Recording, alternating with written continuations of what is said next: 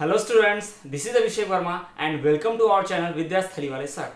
So students, आज हम आपके लिए लेकर आए हैं सीबीएसई क्लास 10th एनसीईआरटी का इकोनॉमिक्स का सेकंड चैप्टर फेडरलिज्म का थर्ड वीडियो लेक्चर।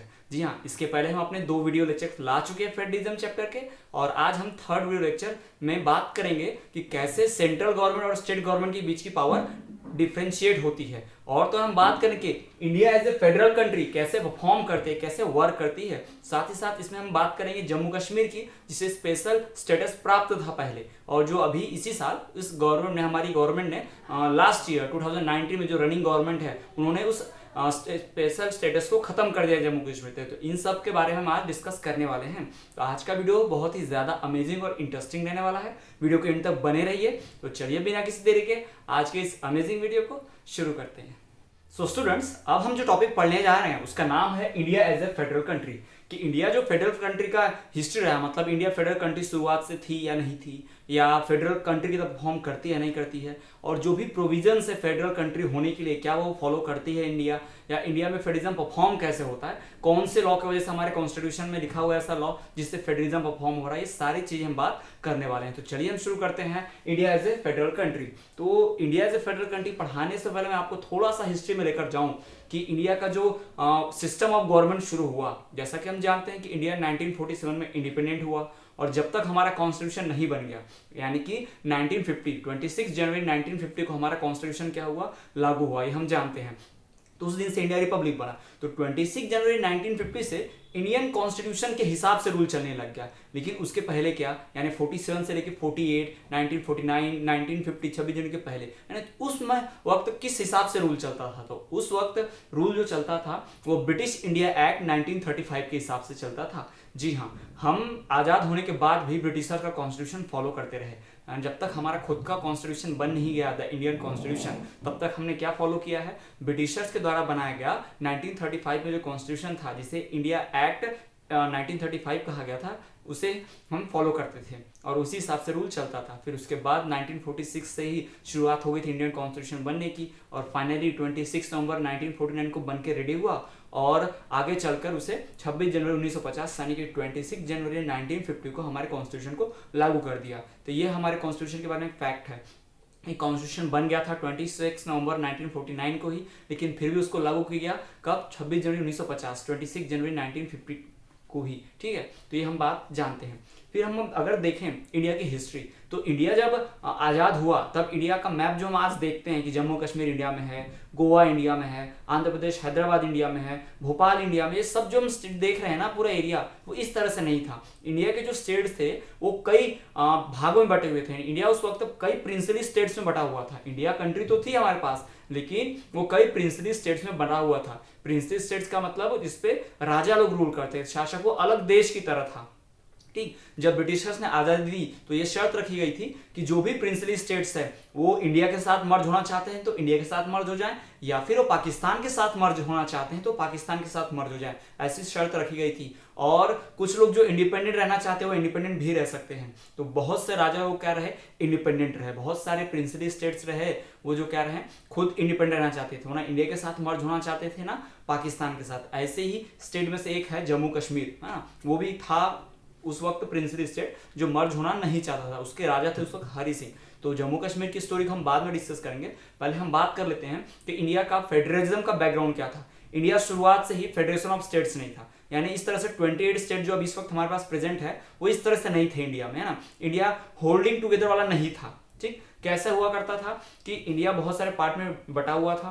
पहले तो इंडिया को इंडिपेंडेंस मिली। इंडिपेंडेंस कैसे मिली, पार्टीशन करके, बहुत ही पेनफुल और ब्लडी पार्टीशन। पेनफुल मतलब ब्लडी क्यों बोल रहे हैं कि इस आज़ादी की लड़ाई के बाद जब हमने आज़ादी हासिल की तो हमारे देश का बंटवारा हो गया, यानी मेहनत का फल जो था जैसा मिलना चाहिए वैसा नहीं मिला।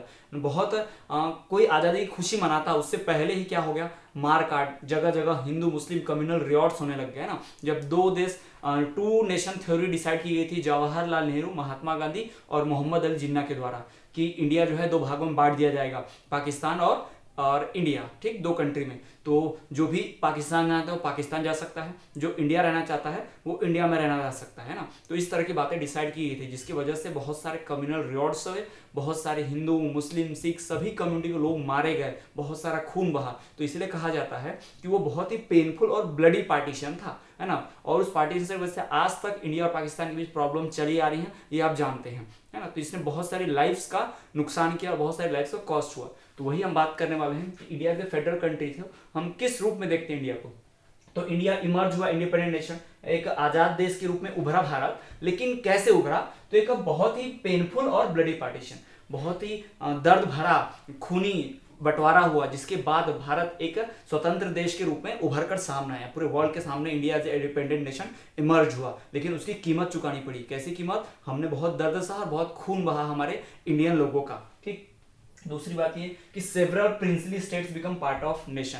बहुत सारे जो राजा अलग रहना चाहते थे, जैसे हैदराबाद के नवाब निजाम, जम्मू कश्मीर के राजा, है ना, बहुत सारे ऐसे लोग थे, भोपाल के जो नवाब थे, ऐसे बहुत सारे प्रिंसली स्टेट थे जो खुद इंडिपेंडेंट रहना चाहते, लेकिन बाद में वो कहाँ मर्ज हो गए, इंडिया में। सरदार वल्लभ भाई पटेल की कोशिशों से, सरदार वल्लभ भाई पटेल और जवाहरलाल नेहरू कोशिश में लगे थे कि इंडियन स्टेट्स को, जो भी इंडिपेंडेंट प्रिंसली स्टेट्स उनको भारत में जोड़ दिया जाए, है ना। तो जिसमें से जम्मू कश्मीर का मैटर संभाल रहे थे जवाहरलाल नेहरू, और हैदराबाद को, भोपाल को, यानी कई ऐसे हंड्रेड्स ऑफ प्रिंसली स्टेट थे जिनको संभाल रहे थे कौन, सरदार वल्लभ भाई पटेल। तो उन्होंने उन सारे स्टेट्स को एक साथ जोड़ दिया इंडिया में। यानी इंडिया को आप जिस यूनाइट रूप में देख रहे हैं ना, जुड़ा हुआ यूनिटी है, इतने सारे स्टेट्स जुड़े हुए हैं, तो वो सरदार वल्लभ भाई पटेल की वजह से ही। इसलिए तो उनकी जो स्टेच्यू बनी है गुजरात में, उसे स्टेच्यू ऑफ यूनिटी कहते हैं, क्योंकि सरदार वल्लभ भाई पटेल यूनिटी, एकता लाने के प्रतीक थे ना। उन्होंने इंडिया को यूनाइट करने के लिए अपना पूरा लाइफ डिनोट कर दिया ना, बहुत कोशिश की उन्होंने। तो वही हमारे इंडिया को यूनाइट करने के लिए रिस्पॉन्सिबल है।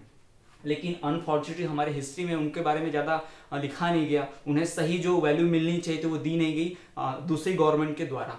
तो ये बहुत ही अनफॉर्चुनेट और बुरी बात है। तो चलिए इस बात को हम साइड रखते हुए बात करते हैं कि इंडिया जो है प्रिंसली स्टेट था। उस प्रिंसली स्टेट्स में आज़ादी के बाद बहुत सारे प्रिंसली स्टेट्स कहाँ जुड़ गए, इंडिया में जुड़ गए। They become the part of our nation, ये बात हम जानते हैं। उसके बाद हमारा जो कॉन्स्टिट्यूशन है उसने क्या डिक्लेयर कर दिया, हमारा कॉन्स्टिट्यूशन जब 26 जनवरी 1950 को लागू हुआ तो हमारे कॉन्स्टिट्यूशन ने डिक्लेयर किया, the constitution declared India as a union of states. India क्या है, यूनियन ऑफ स्टेट्स है, फेडरेशन ऑफ स्टेट्स नहीं है, ठीक। हमारा इंडिया जो है होल्डिंग टुगेदर होगा, कमिंग टुगेदर नहीं होगा। इस तरह की बात किसने कर दी, हमारे इंडियन कॉन्स्टिट्यूशन ने कहा कि इंडिया जो है वो क्या रहेगा, यूनियन ऑफ स्टेट्स रहेगा, फेडरेशन ऑफ स्टेट्स नहीं रहेगा। आप कमिंग टुगेदर और होल्डिंग टुगेदर के बारे में आप बहुत अच्छे से वाकिफ है। अगर आपको ये नहीं समझ रहा है तो फिर से हमारी प्रीवियस वीडियोस जो हैं, वीडियो का पार्ट 1 पार्ट 2 फेडरलिज्म का, first video second video lecture आप अच्छे से ध्यान से देख लीजिए, आपको क्लियरली समझ आ जाएगा। फेडरलिज्म का खासकर सेकंड पार्ट जो है आप समझ लीजिए, उसको पूरा क्लियरली आप समझ पाएंगे होल्डिंग टुगेदर और कमिंग टुगेदर क्या है। तो कॉन्स्टिट्यूशन ने डिक्लेयर कर दिया कि इंडिया क्या रहेगा, एक यूनियन ऑफ स्टेट्स रहेगा, यानी सारे स्टेट्स इंडिया के जुड़े हुए रहेंगे। स्टेट्स अलग अलग रहेंगे लेकिन वो फिर भी किसके साथ जुड़े रहेंगे, इंडिया के साथ जुड़े रहेंगे। हमारे किसी भी, हमारे जो कॉन्स्टिट्यूशन है किसी भी आर्टिकल, किसी भी लाइन में कहीं ये लिखा ही नहीं है कि इंडिया फेडरलिज्म कंट्री है, इंडिया एक फेडरलिज्म को फॉलो करने वाली कंट्री है, इंडिया में फेडरलिज्म चलता है, ऐसा कहीं नहीं लिखा है। लेकिन क्या कहा गया कि इंडिया भले ही फेडरलिज्म फॉलो नहीं करेगी, लेकिन फेडरलिज्म के जो प्रिंसिपल्स होते हैं, यानी कि अलग अलग लेवल्स में गवर्नमेंट बांटना, जो भी सिस्टम फेडरलिज्म होता है वो सब कुछ रहेगा, बस फेडरलिज्म का नाम हम इस्तेमाल नहीं करेंगे, है ना। हम फेडरलिज्म वर्ड का इस्तेमाल नहीं करेंगे अपने कॉन्स्टिट्यूशन में, क्योंकि अगर हम फेडरलिज्म वर्ड का इस्तेमाल करते हैं अपने कॉन्स्टिट्यूशन में तो क्या होता है, प्रॉब्लम्स हो सकती है। कैसी प्रॉब्लम्स हम आपको बताते हैं। सो स्टूडेंट्स, अगर मैं आपको एग्जांपल के थ्रू समझाऊं कि इंडिया ने फेडरलिज्म वर्ड का इस्तेमाल क्यों नहीं किया, है ना, हमारी इंडियन कॉन्स्टिट्यूशन में फेडरलिज्म वर्ड का इस्तेमाल क्यों नहीं हुआ।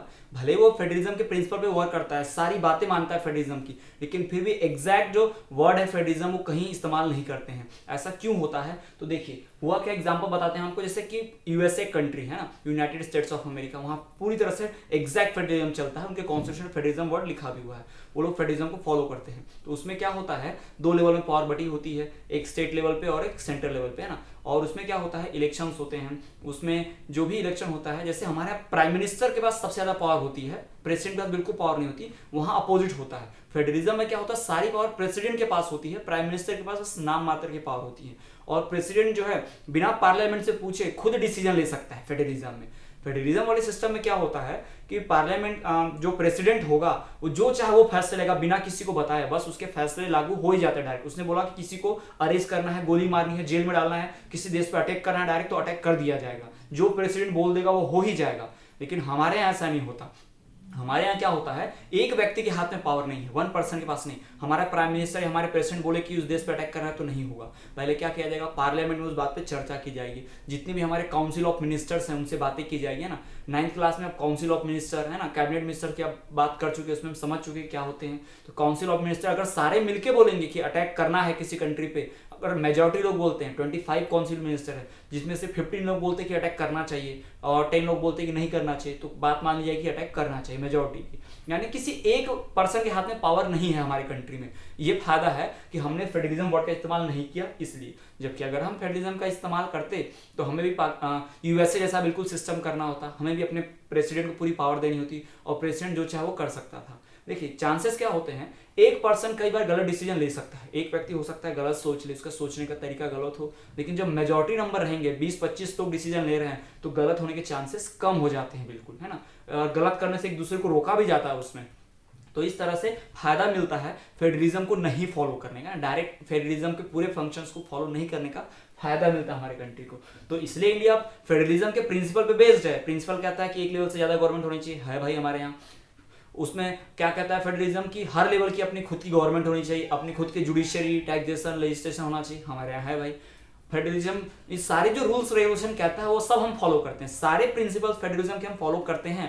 बस हम एक ही बात नहीं मानते कि पावर जो है हम सिर्फ एक के हाथ में नहीं देते हैं, यानी एक प्राइम मिनिस्टर या एक प्रेसिडेंट के हाथ में पावर नहीं देते, यानी अकेला व्यक्ति पावर एंजॉय नहीं करता, हम पावर शेयर करते हैं। जैसा कि हम पावर शेयरिंग चैप्टर में पढ़ चुके हैं कि हमारे पावर शेयर होती है डिफरेंट ऑर्गन्स में, गवर्नमेंट में, लेजिस्लेचर, जुडिशरी, एग्जीक्यूटिव, है ना, इस तरह से। तो इसी तरह से फेडरलिज्म को नहीं फॉलो करने का फायदा हमारे पास, लेकिन फिर भी हम फेडरलिज्म के प्रिंसिपल को फॉलो करते हैं। तो आपका डाउट आई होप क्लियर हो गया होगा कि क्यों हम फेडरलिज्म को फॉलो नहीं करते। एग्जैक्ट वर्ड क्यों यूज नहीं हमारे कॉन्स्टिट्यूशन में। हम फेडरलिज्म के प्रिंसिपल्स फॉलो करते हैं बट एग्जैक्ट जो पूरा फेडरलिज्म का स्ट्रक्चर होता है उसको फॉलो नहीं करते, क्योंकि फॉलो करने लेंगे तो यूएसए जैसा नुकसान होगा, फॉलो नहीं करेंगे तो जैसे हमारे इंडिया में फायदा होता है उस तरह से चलता रहेगा। ठीक है, तो आप समझ गए होंगे कि the word federation is not used, federation word का इस्तेमाल नहीं किया गया कॉन्स्टिट्यूशन में, लेकिन हमारा इंडियन कॉन्स्टिट्यूशन जो है वो फेडरलिज्म के प्रिंसिपल पर क्या है, बेस्ड है। तो हमने देखा कि India as a federal country कैसे वर्क करती है। India as a federal country कैसे बनी, हमने देखा कि बहुत ही पेनफुल और ब्लडी पार्टीशन के बाद इंडिया इंडिपेंडेंट नेशन के रूप में इमर्ज हुई। और हमने क्या देखा कि इंडिया के बहुत सारे ऐसे स्टेट्स थे, प्रिंसली स्टेट्स थे जो अलग थे इंडिया से, इंडिया में इमर्ज नहीं, वो इंडिया में मर्ज नहीं थे, है ना। तो बाद में उन प्रिंसली स्टेट्स को कई लोगों के द्वारा, जैसे कि सरदार वल्लभ भाई पटेल जो हमारे लीडर रहे रिस्पेक्टेड, वो हमारे देश के पहले होम मिनिस्टर, गृह मंत्री भी थे, है ना, उन्होंने क्या किया, अपनी मेहनत से बहुत सारे प्रिंसेस को भारत में जोड़ा और इंडिया को यूनाइट किया, सरदार वल्लभ भाई पटेल ने। ठीक, हमने भी देखा कि इंडिया को हमारे कॉन्स्टिट्यूशन में यूनियन ऑफ स्टेट्स डिक्लेयर किया कि इंडिया क्या है, होल्डिंग टुगेदर है, ना कि कमिंग टुगेदर फेडरेशन। फिर हमने क्या देखा कि हमारे कॉन्स्टिट्यूशन में फेडरेशन वर्ड का इस्तेमाल नहीं किया गया, लेकिन फिर भी हमारा कॉन्स्टिट्यूशन फेडरलिज्म के प्रिंसिपल पे वर्क करता है। तो ये हमने बात की है India as a federal country. तो चलिए अब हम बढ़ते हैं हमारे नेक्स्ट टॉपिक की ओर। So students, now we have to study about the principles of federalism. हम फेडरलिज्म के एक एक प्रिंसिपल की बात करेंगे। फेडरलिज्म का पहला प्रिंसिपल है 2 टियर सिस्टम ऑफ गवर्नमेंट, यानी कि 2 लेवल की गवर्नमेंट। टियर का मतलब यहाँ पर क्या है, लेवल से है। ठीक है, 2 लेवल की गवर्नमेंट होती है फेडरलिज्म में हमेशा। ठीक, ये फेडरलिज्म का प्रिंसिपल है कि आपके कंट्री में यदि आप फेडरलिज्म को फॉलो कर रहे हैं, इसका मतलब क्या है, आपके कंट्री में 2 लेवल की गवर्नमेंट तो होनी ही चाहिए। अब यहाँ पर ये कहीं नहीं कहा गया कि 3 की नहीं होनी चाहिए या फिर 2 ही की होनी चाहिए, ऐसा कहा गया कि 2 की होनी चाहिए, है ना। कम से कम 2 लेवल की गवर्नमेंट तो होनी ही चाहिए, तो हम उसे क्या कहेंगे, फेडरलिज्म कहेंगे। ठीक है, तो इंडिया में 2 लेवल की गवर्नमेंट हुआ करती थी। हमारे जो कॉन्स्टिट्यूशन में जो अमेंडमेंट हुए हैं उसके पहले इंडिया में 2 लेवल की गवर्नमेंट हुआ करती थी। पहले 2 लेवल की गवर्नमेंट जो कौन कौन सी होती हैं उसके बारे में जान लेते हैं। आप पहले भी जानते होंगे, जैसे कि द सेंट्रल गवर्नमेंट, आप जानते होंगे सेंट्रल गवर्नमेंट, या फिर इसका ही एक और नाम है, क्या नाम है इसका, यूनियन गवर्नमेंट। दूसरा नाम क्या है इसका, यूनियन गवर्नमेंट।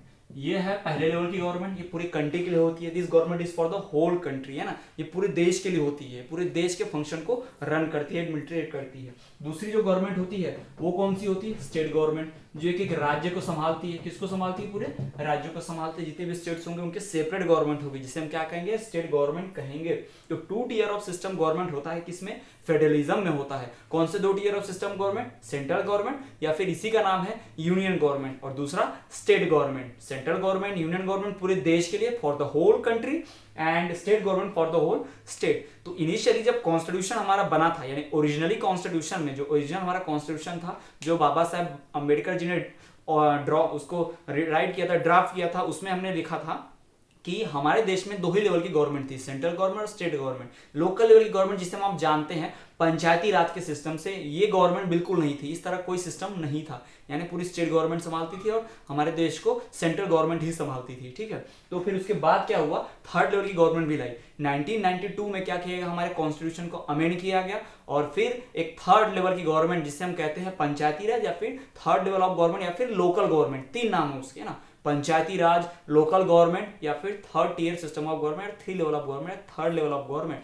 लाया गया। ये हमारे कॉन्स्टिट्यूशन में ऐसा अमेंड करके बना दिएगा। तो इस तरह से हमारे कॉन्स्टिट्यूशन में जो लेवल्स के गवर्नमेंट है, यानी सिस्टम ऑफ गवर्नमेंट है, वर्क करते थे। यानी 2 लेवल की गवर्नमेंट हमारे पास ऑलरेडी थी। Originally constitution, originally drafted constitution जो था उसमें हमारे 2 लेवल की गवर्नमेंट ऑलरेडी थी। फिर बाद में कॉन्स्टिट्यूशन को अमेंड करके हमारी गवर्नमेंट ने, उस वक्त की 1992 की एग्जिस्टिंग गवर्नमेंट ने, हमारे उस एग्जिस्टिंग कॉन्स्टिट्यूशन को अमेंड करके उसमें थर्ड लेवल की गवर्नमेंट भी ऐड कर दी गई। यानी भारत में अब 2 नहीं 3 लेवल की गवर्नमेंट होंगी, 3 लेवल की सरकारें होंगी, सेंट्रल गवर्नमेंट, स्टेट गवर्नमेंट और तीसरा पंचायती राज या फिर लोकल गवर्नमेंट। चलिए अब हम बात करते हैं हमारे तीसरे लेवल की गवर्नमेंट की, यानी कि third tier system of government.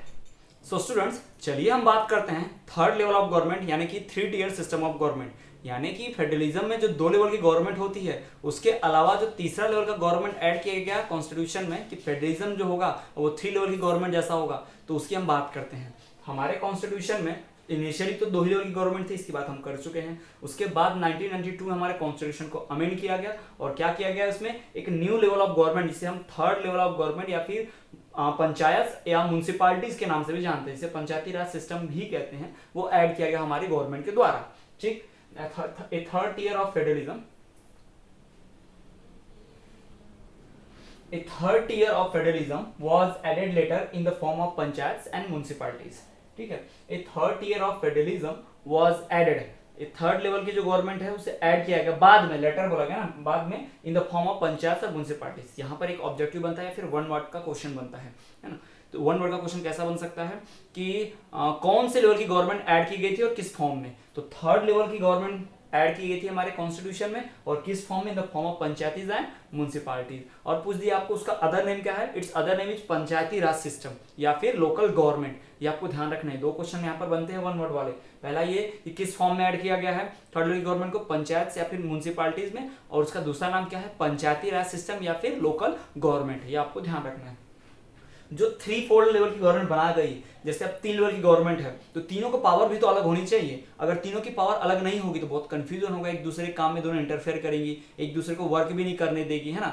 तो इस तरह से क्या होगा, बहुत कॉन्सिक्वेंस गड़बड़े हो जाएगी। तो उन गड़बड़े को सुधारने के लिए हमारे कॉन्स्टिट्यूशन ने क्लियरली मेंशन कर दिया, संविधान में सीधे सीधे लिख दिया गया कि इंटरप्रेट किया गया, कॉन्स्टिट्यूशन का अमेंड किया गया और उसमें लिखा गया कि तीनों गवर्नमेंट की पावर्स अलग होंगी, सेंट्रल की पावर अलग होगी, स्टेट की पावर अलग होगी, है ना, और लोकल गवर्नमेंट की पावर्स कुछ अलग होंगी। और उनकी पावर्स कैसे होंगे, क्या होंगे, उनके काम क्या होंगे, ये 3 लिस्ट बना के रख दिया गया। यानी 3 लिस्ट के काम, 3 लिस्ट बनाएगी, जिसमें लिख दिया गया ये सेंट्रल गवर्नमेंट की लिस्ट है, इसमें सेंट्रल वाले काम करने हैं, स्टेट गवर्नमेंट की लिस्ट है, इसमें जो लिखा है सब स्टेट गवर्नमेंट काम करेगी, और थर्ड लेवल जो होगा वो बाकी काम वो लोग देखेंगे। तो इस तरह से बनाया गया। तो ये जो लिस्ट बनी है, यूनियन लिस्ट, स्टेट लिस्ट और कॉन्करेंट लिस्ट, 3 तरह की लिस्ट होती है, union list, state list and concurrent list. ये लोकल गवर्नमेंट की लिस्ट नहीं है।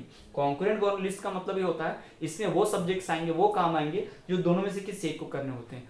आपको हम बता दें कि थर्ड लेवल की गवर्नमेंट बना तो दिया गया, लेकिन थर्ड लेवल की गवर्नमेंट के कोई खुद के पावर्स नहीं होते, यानी खुद के डिसीजन नहीं लेते हैं। वो क्या करते हैं, दोनों लेवल की गवर्नमेंट के डिसीजन को फॉलो कराते हैं। एक्चुअली होता क्या था, थर्ड लेवल की गवर्नमेंट बनाने की कहानी भी आप सुन लीजिए, क्यों है, कैसा है।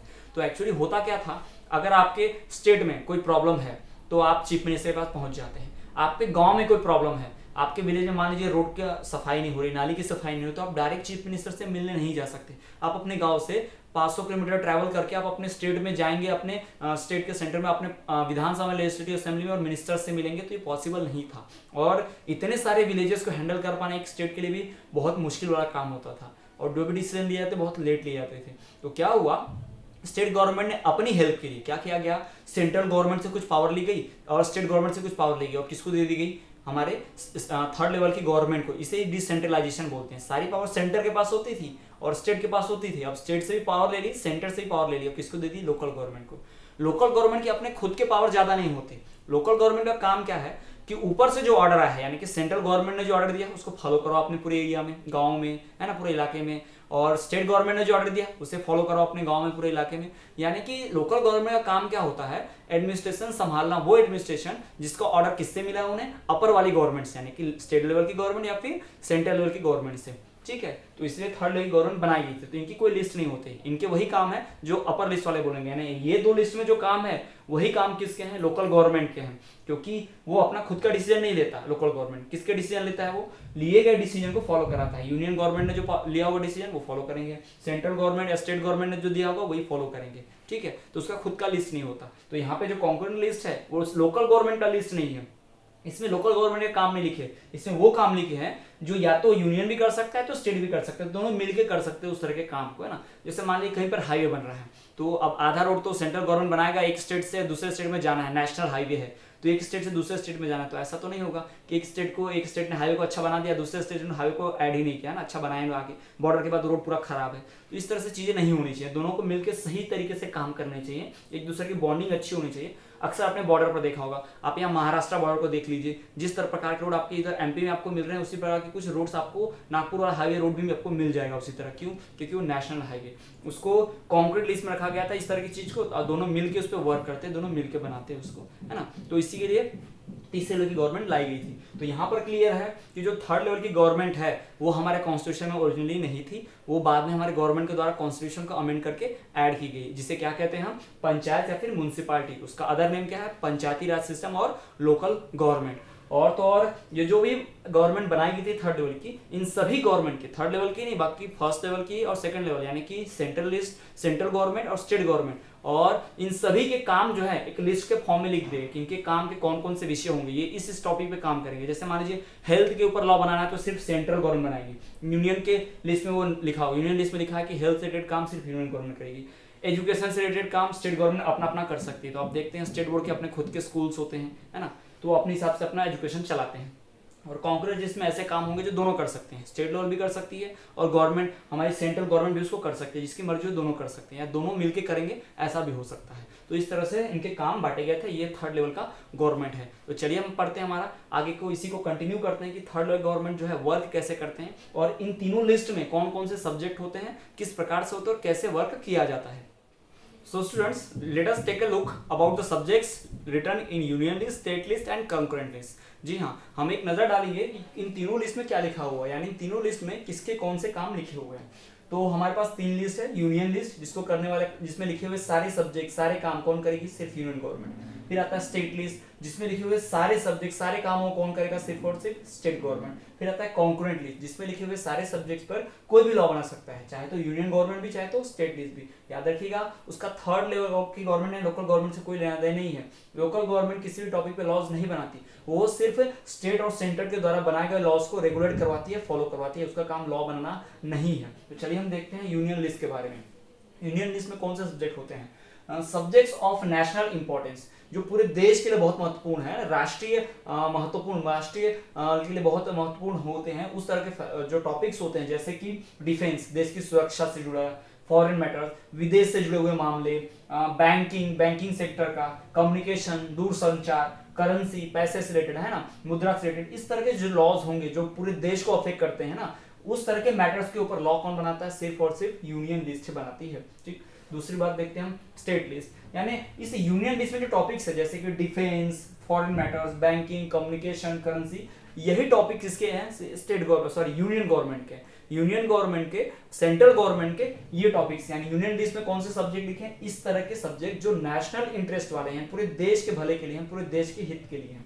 उसके बाद है स्टेट लिस्ट, तो स्टेट लिस्ट में कौन से सब्जेक्ट होते हैं, subjects of state and local important, local level के लिए और स्टेट के लिए, पूरे राज्य के लिए, यानी गांव वगैरह के लिए भी और पूरे राज्य के लिए भी जो इंपॉर्टेंट मैटर्स होते हैं, जैसे कि पुलिस, ट्रेड, कॉमर्स, यानी कॉमर्स का मतलब हो गया व्यापार हो गया, समझ लीजिए, एग्रीकल्चर खेती बाड़ी, उसमें इरिगेशन सिंचाई, इस तरह के जो भी सब्जेक्ट्स होते हैं ये किस लिस्ट में आते हैं, स्टेट लिस्ट में आते हैं। यानी स्टेट लिस्ट के पास पुलिस के, ट्रेड के, एग्रीकल्चर के, इरिगेशन के, कॉमर्स के, इस तरह के सब्जेक्ट होते हैं जो स्टेट लिस्ट में लिखे होते हैं। इनके ऊपर लॉ बनाने का हक किसका है, सिर्फ और सिर्फ स्टेट गवर्नमेंट का।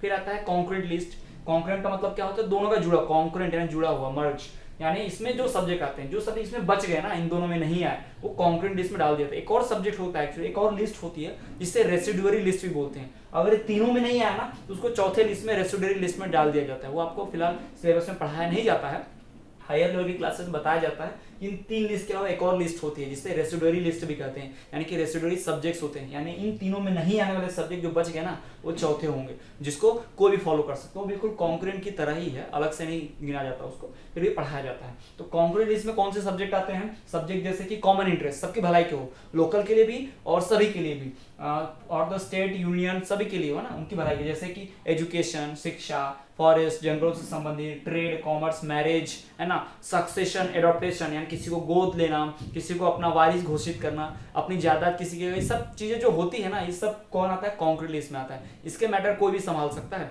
चाहे तो स्टेट गवर्नमेंट, चाहे तो यूनियन गवर्नमेंट। तो इस तरह से हमारे पास तीन लिस्ट है, यूनियन लिस्ट, स्टेट लिस्ट और कॉन्करेंट लिस्ट। तो ऊपर लिखे हुए जितने भी टॉपिक्स हैं यूनियन लिस्ट में, उन टॉपिक्स के ऊपर अकेले ही यूनियन गवर्नमेंट क्या कर सकती है, लॉ बना सकती है ना।